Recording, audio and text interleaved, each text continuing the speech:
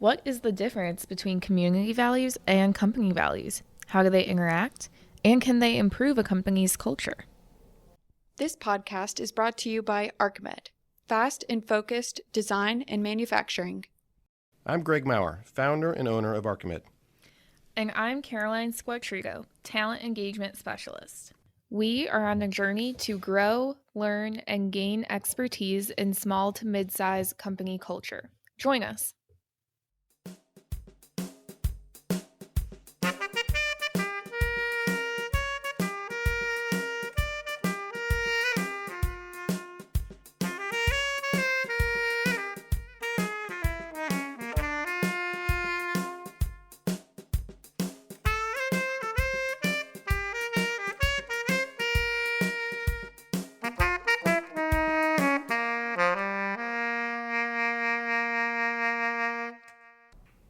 All right, Caroline, what's the question of the day? So today we are going to talk about how community values interact with company values. I'll start us off with a little bit of a story of my own, but then we will be speaking with Ohad Hecht. Ohad is the CEO of Emarsys. Emarsys is a global SaaS marketing platform, and he has so much experience. They've gone into not only new markets, but new countries. And so he's had to deal with this firsthand. And I think he has a lot of experience to share with us. Yeah, but first, our own little story. Yeah, so the first thing I thought about with this was actually going to call back to Randy's first visit on our podcast, Randy Brown, if you recall. And he shared a story about Beer Fridays. So he was involved in a lot of mergers and acquisitions, and one small company that they purchased while he was with WellPoint was they had this culture of Beer Fridays. So every Friday, around happy hour, they roll out the beer and all hang out together. And that was like their biggest concern when they were acquired was, are we going to get to keep Beer Fridays? And, from Randy's perspective, it was absolutely, if there's this one thing that we can preserve and that makes everyone feel comfortable with this move, then we will absolutely do that. And I think that is a great lesson. But Greg, we have our own kind of example and some missteps with, merging companies and how to merge cultures as well. I think we've mentioned before that a couple of years ago, we purchased a small machining company in Memphis called Veracity Medical. And, I'm sure you guys have picked up throughout listening to the podcast, as much as we have this very, fast and focused culture, as we like to call it, we're also very casual with each other. We like to work how we want to work and get the job done how we get the job done. And, they had a very strict culture.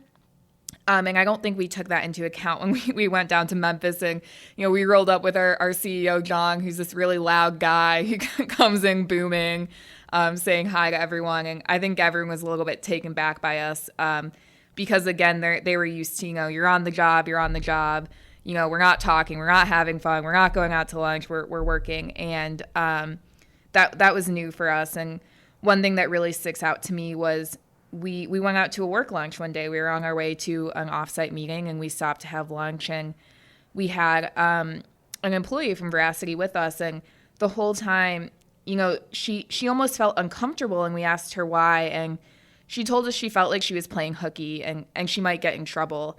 And, to us, that was mind-blowing. We were at a business lunch. The CEO was there. We had other company leaders there.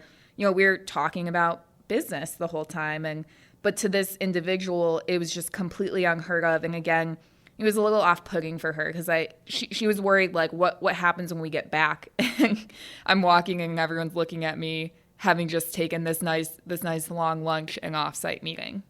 Yeah, and I don't think that that kind of stricter culture is it's not necessarily good or bad. It's just different. Right. And I think part of it is also, it occurred to us, might be geographic, the Midwestern culture versus the Mid-South culture, and how those community values might differ and might show up differently in the workplace. So yeah, that's definitely a difference. It's a little bit about community values and also a little bit about culture shock, which is a topic of a different episode.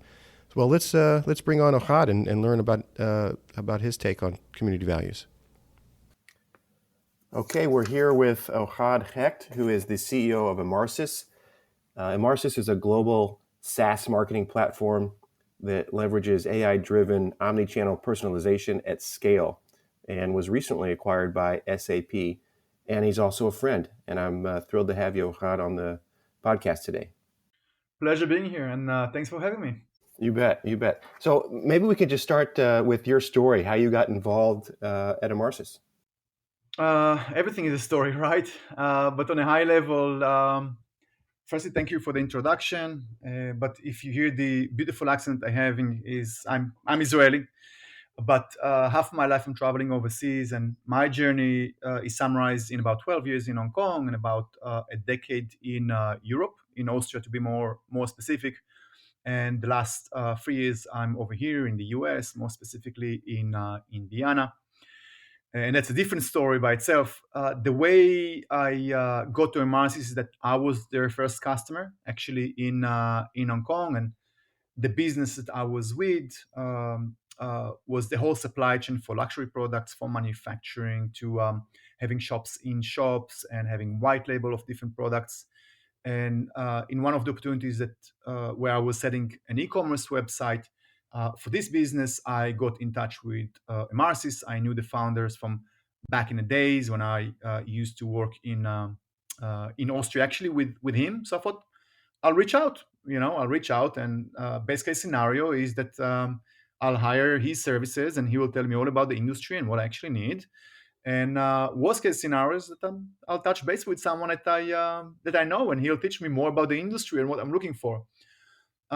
So that was a completely different scenario, and they were expanding, and I became the first customer in Hong Kong. And about a year and a half afterwards, I joined the business to set it up really in Hong Kong and later on in all of Asia.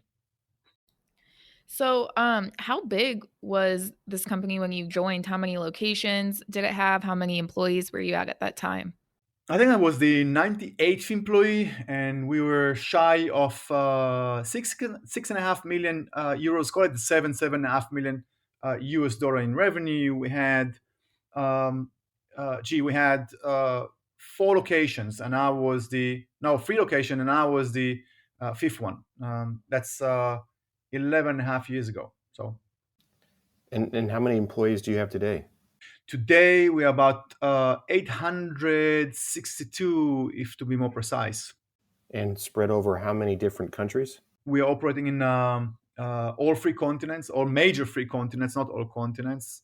And we have 13 offices, starting from Sydney through Beijing, Hong Kong, Singapore, continental Europe in Berlin and Munich and Switzerland and Austria, to Southern Europe in France, and we have London, and we have also Turkey and Russia. And over here, we are operating from Indy. That's the headquarters for North America. And then we have also Latin America team that sits in Mexico City. Wow. So I think about business as having a three-legged stool with strategy, culture, and execution. And a lot of times focus is on strategy and execution. When did you discover that you needed to bring culture front and center? So I think it's not my discovery, and it's always a team, and there is never an I. There is always a we, and it's not a slogan. And I was lucky to join a really established business. What is established business? By the time I joined, we were 10 years in the making, right? You can argue that the business took different turns, and we are a startup from 2010, and that's like the evolution that we are on today. That's the same path, but there was a culture, there were values. The founder of the business, my predecessor, he also polished the definition of the culture, and we had a major effort in this area in 2011, 2012, as we started to grow, and we opened every year 2 to 3 offices. And then, okay, who are we, what are the values, how we are translating those values to sets of behaviors, and how do we get those values to help us making decisions. That was there when I joined. But when I succeeded my founder, we continued to grow naturally every year. And it's a different ballgame when you have 300 people, 400 people to 700 and 800.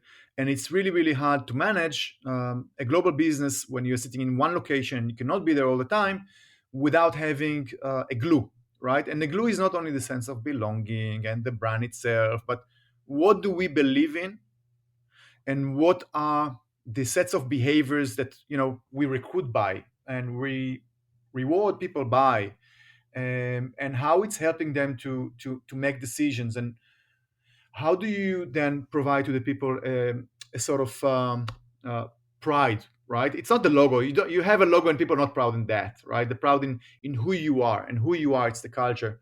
So the path itself was really polishing what was already there and elevating it, and making sure that that's the heart and that's the glue of the organization. So you mentioned when you came in, you had 98 employees, and now you're close or above 800.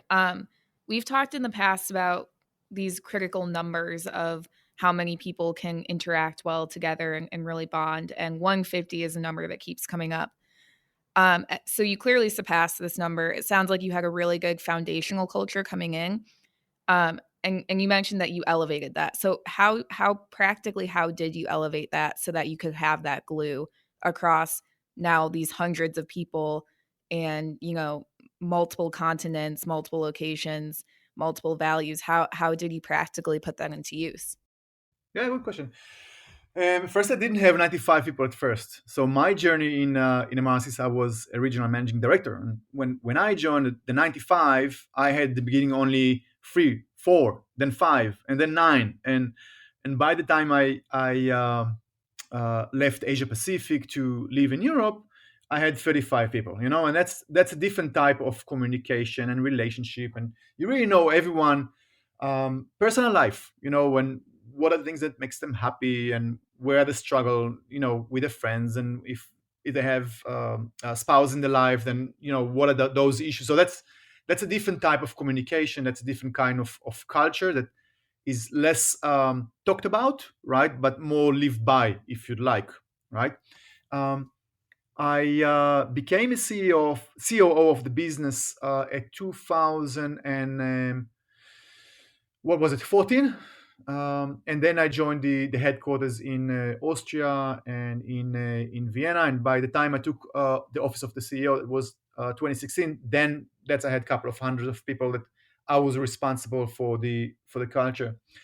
And at that time, I started to read a lot of books specifically on culture. One of the great one is named Delivering Happiness. Are you familiar with that?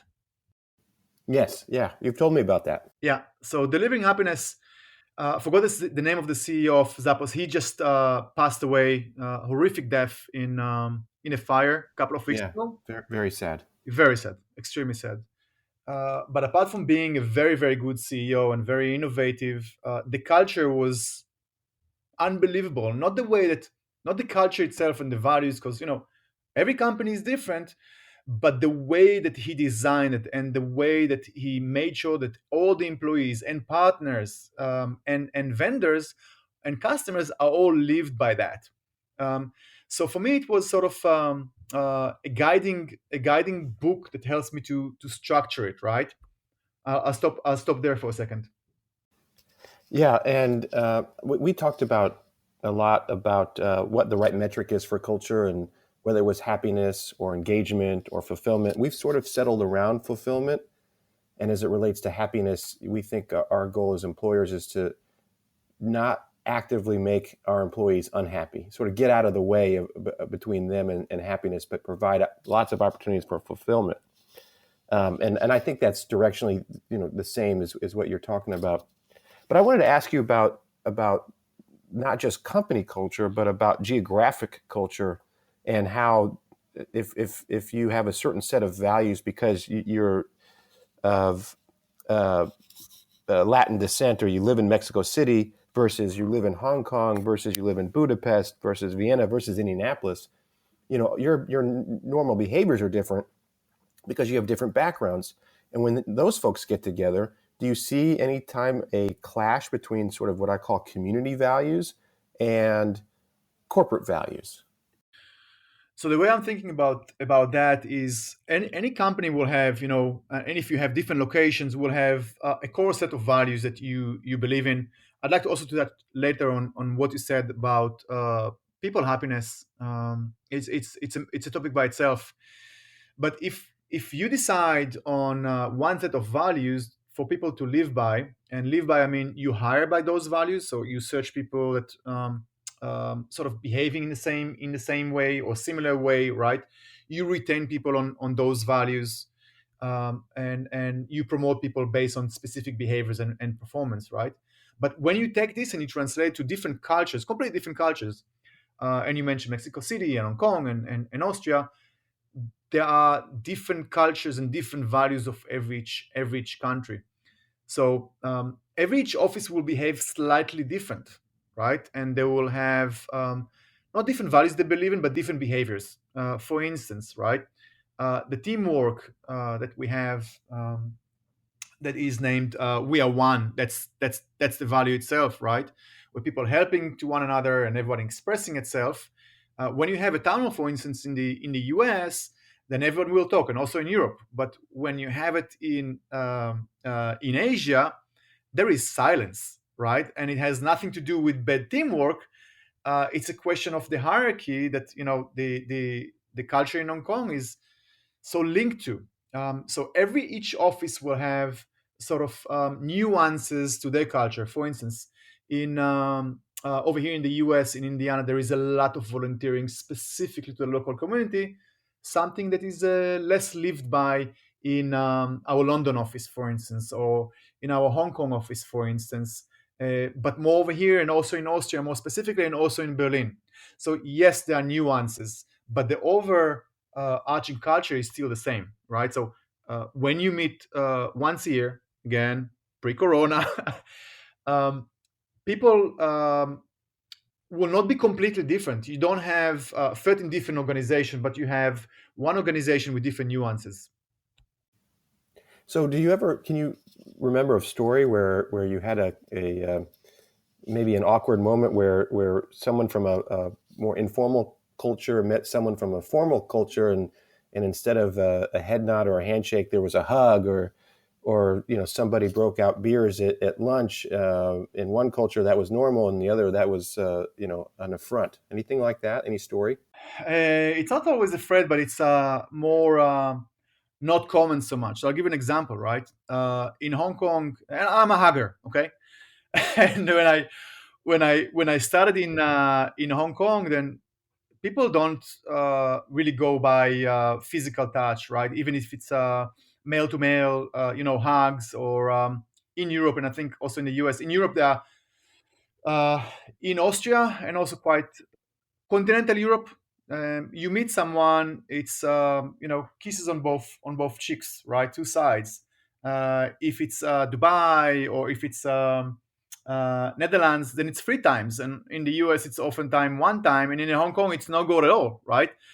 And so my team from Hong Kong is coming to the first global meeting, and then people kissing them, and just what to do with this? How do I approach that? Do I go in for a hug? So those are awkward moments, but nothing is a real threat, for instance. Yeah. Did you ever think about engaging in some sort of preparatory training to cultural sensitivity when someone leaves from one culture to spend time in another? I think that in big organization,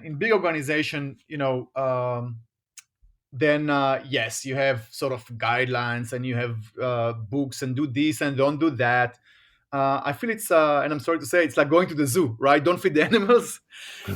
It's a bit too formal, and we are all human beings, and you need to explore. And when you meet, you figure out what's right and what's wrong, and if you need to ask, then you ask what it is.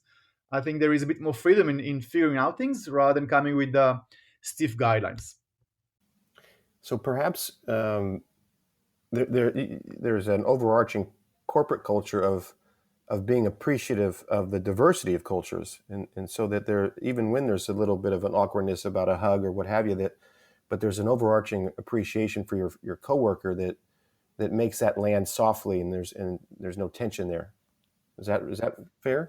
Yeah, and I think coming from coming from Europe and also from Asia, and specifically in the last 2 to 3 years over here, diversity became something really, really, really big, right? And you hear about it, and you read about it, and everybody needs to do something about it. And I felt, why do I need to do something? Is it because it's a trend? Because, well, we're not perfect, but we have people from all genders, religions, colors, accent, and we are really, really, really diverse. So that's how we set up the business. It's not something that I need to force because everyone is doing it. That's just who we are. So the business is very diverse, and I think that people got to accept the other because we have so many cultures, and from day one, everyone from all the offices will be in touch from pretty much every region. So if you're based in Berlin, for instance, you would need to work with the development team in Hungary, right? And you will work also with your co-workers in Asia, whether it's Australia or Singapore or Hong Kong. And most probably you also have something to do with the US itself. And if you are from London, it is extremely multinational. Let's leave the Brexit conversation on the side and what's the impact on ability to work in London. But we have about 20 nationalities in the London office by itself, right? So talking about diversity. I'm interested to go back to your view on happiness. And as Greg mentioned, we did a little bit of exploring into, like what should our role be in employee happiness. And we kind of landed on, take away barriers to happiness, but, you try to encourage that engagement and fulfillment. How does your view on happiness, shape how you shape the culture, and how does that impact your views on culture and how to facilitate that? I love this question because what is happiness and why it's so important for us? If someone is happy, does it mean that they are productive? Does it mean that they are actually contributing to the business? Does it mean that they are contributing to the team they are just happy by themselves? So I don't think necessarily that happiness by itself is a good productivity. Or a good measure. I'll give you an example. Okay. So someone is happy with the amount of workload that they have and with the challenges that they have, but maybe they're still living in inside the box, and maybe there is a glass ceiling that needs to be broken. And if they will not break it, they will not develop as individuals, and the business will not develop, but they're still happy. Okay, so I don't think that happiness by itself is the good measurement by itself to measure culture and productivity of the business. Does it make sense? I'll give you an example. Okay, so one of our values is we always change, and we embrace tomorrow. Okay, and so one is we embrace tomorrow is you're welcome changes, and the other one is concerning innovation and creativity and always coming with something new. We as human beings do not like to change, right? And that's one of the hardest values to push forwards and maintain, and to make sure that you bring it to life, and you talk about it when people actually need to change, and specifically now in the acquisition with SAP. Now, in every change that you're making, whether it's the product set, the strategy itself, people need to change. Changes doesn't make always people happy, okay? Because we need to change their behavior, we need to learn something new. So if you would be happy but you will not change, then there is a conflict of values, if you'd like, right? Let's talk about me as an example. Okay, in the last 2.5 years, 3 years even, we were going through immense, huge changes, from the way that we're thinking about the product and the pricing and packaging and the structure of the organization. Forget about the challenge itself and the time we invest in this. To tell you that I was happy all the time, no. But if I would be happy, the culture is good, the business not moving forward, right? I think happiness needs to be there, satisfaction needs to be there, productivity needs to be there, pride needs to be there as well. And when you balance all of them, I think you have a better measurability. So happiness definitely is a key, but sometimes it's going away because you're not always happy completely with what you do. But if you will not do it, you will never be happy again. You see what I'm saying? Happy is a temporary thing. I think that's the best way to think about it from my perspective. Yeah, yeah. I think that we're really talking about the same thing. We think about happiness as a fleeting feeling, That's right. and but all those things you talked about, happiness plus productivity, plus recognition, plus all these types of other things that you talked about, pride in your work, that that all adds up to fulfillment. Is That's how we thought about it. And so they're all ingredients into having fulfillment. And sometimes when you have a tough day at work, and you can look back and feel good about a positive change you made, but you might not have been happy at all that day. That's right. Yeah, yeah. That's right. Exactly. So you brought up change and how, obviously this is a critical piece of continuing to move forward and improving, but we naturally kind of hate the idea of change. And I get it. I hate change. I love change, but when it happens, I do have my anxiety attacks. But one thing I often talk or try to think about is how to present change so that it's embraced and so that people can get behind it and look at it as a positive thing rather than, oh my gosh, everything's changing. How do I cope with this? How do you present the change so that people can get behind it and put all their efforts into it and work towards the same goal? So you describe a very normal human behavior, right? We're all saying and we're all voting for a change because we know that without the change, the business will not survive. And we in individuals, we always need to reinvent ourselves, right? So change is constant, but we humans we don't like it. So the first thing I would say is people like to have control over the future. They'd like to know what's happening, and not knowing brings anxiety and brings pressure. And so the first principle is communication as early as you can, right? You know something, you communicate, you talk about it, you answer questions. All the answers that you have, you provide. Some of the answers you don't have, you take notes and you think about it, and then you communicate and you answer those questions. So people feel they have control over the future, and that takes down the level of anxiety and of lack of control on the destiny and on the future itself. That's the first thing.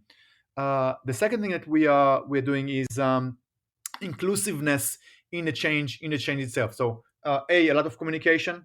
There is, even if there is inflation of communication, it's better than not having enough. And sometimes, from the point of view of a leader, you think that I talked about it already several times, but it may only in your head because your team members do not know what you're going through. So a lot of communication. Second thing is inclusiveness in the change itself. So I would invite and I would talk with as many people as I can.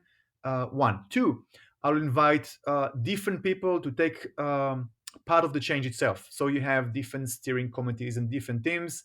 I would then look at people from different seniorities and different location, different regions. So I have sort of, if you like, ambassadors, right? That linked into the specific business and or entity and represent the specific team or location or region, whatever you want to call it.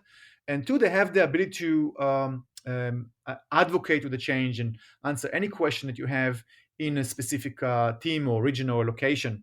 And that's, for me, was always a winning recipe.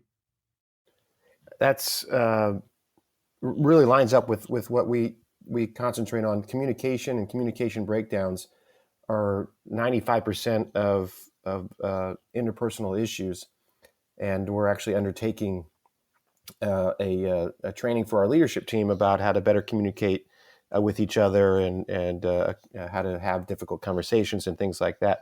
And I loved this concept about change ambassadors, so that you can evangelize this change along the way and not just present it at the end, but involve a lot of people and then have those ambassadors sort of spread the word throughout your organization. That's fascinating. Ohad, I loved this conversation, and I really appreciate your perspective on values, on the values across your company and across geographies, and how you balanced all that. And your story is fascinating, and congratulations on all your success. We're going to link in the comment section a wonderful article in Forbes about culture and your take on culture. You were interviewed was it a year or two ago? Yep. And then we'll link also to the Delivering Happiness book. I can't pronounce Tony's last name. I'm sure it's Hsieh or Hsieh. Heish. It's Hiesh. It's a Yeah, Taiwanese surname. right, right. But it's a good story. Very good book. And I also wanted to say thank you personally. I love the fact that you and your family are in our lives, and I'm proud to count you as a friend as well. Thank you so much. Same goes for you guys, Greggy, you personally, and thank you very much for having me. I love this topic. I love talking about it. I like debating it. I like advocating for a culture. That's eventually what makes us as human beings, and that's what actually makes companies. Absolutely. Thank you so much.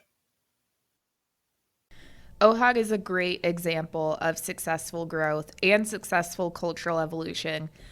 We can definitely learn a lot from his experience. So, speaking of that, Greg, what did we learn today? Yeah, I agree with you. Ohad is a great example. He joined a 10-year-old startup, which is essentially the stage Archimed's at today, 10 years old startup. And he opened 2 to 3 global offices a year after he joined. Emarsys grew from 100 to over 800 employees. So he saw in that early stage the trajectory of employee and of global office or global footprint growth. And he knew that he needed to hold it all together. And he described culture as the glue that held it all together. And I think that's a really good analogy. It's clear and it's pretty accurate. Yeah, absolutely. I mean, when you're dealing with so many different cultures, I think it's easy to focus on, well, this office does things this way and we do it that way, but really, I mean, you're working for the same company, you're working towards the same goals, and ideally you have the same, cultural roadmap that everyone's following. I think that brings everyone together. And I mean, once again, we're talking about pride and companies feeling or employees feeling proud of their company. And I think based on what we talked to Ohad about, that pride really comes from the culture. Yeah, and he had some practical advice for us too. Every community culture is slightly different. He talked about the hugging and how in the Southeast Asian culture there is not a lot of hugging, and in America there's more hugging, and then in Europe there's kissing on both cheeks, and that's a really interesting dynamic. That kind of community culture. But he said, you're not looking for uniformity. You're not trying to erase all those community values or community cultures. You're trying to have an overarching corporate culture that is unifying, a common culture with nuances. And part of the common culture allows for those nuances and actually welcomes them and accepts them completely, and then also extends some grace for others who might not understand your nuance and might do something that maybe is offensive to that culture. So he said, look, we don't really do trainings ahead of time, if you're going to go visit the Hong Kong office.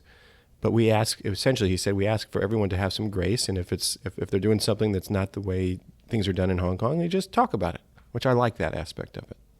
Yeah, and I feel like that itself is part of their culture, like having that grace between offices and cultures is part of what they live by so that they can continue to do business the right way. And, we talked a little bit about happiness and, once again, it might not be a great measure. It's great if you have it, but you can be happy but not productive, not developing, not growing.